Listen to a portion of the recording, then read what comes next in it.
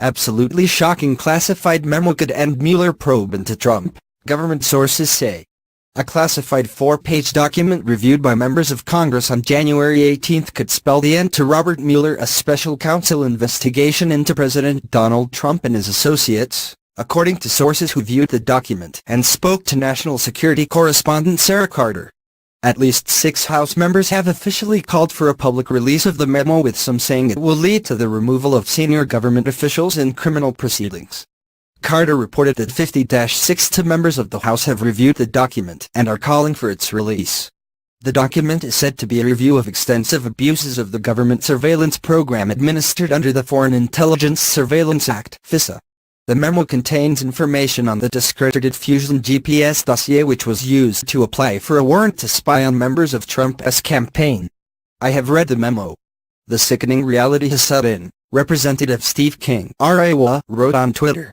"I no longer hold out hope there's an innocent explanation for the information the public has seen.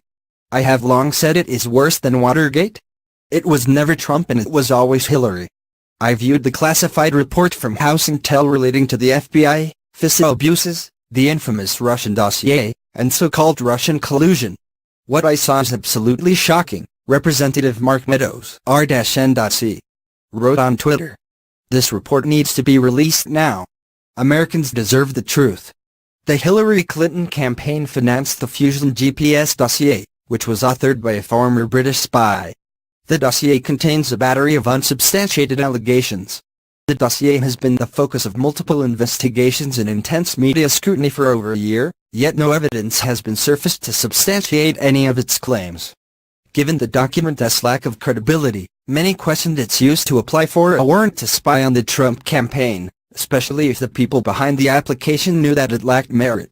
According to several sources cited by Carter, the House Intelligence Committee memo reviews several problematic issues with how the spy warrants were packaged and used.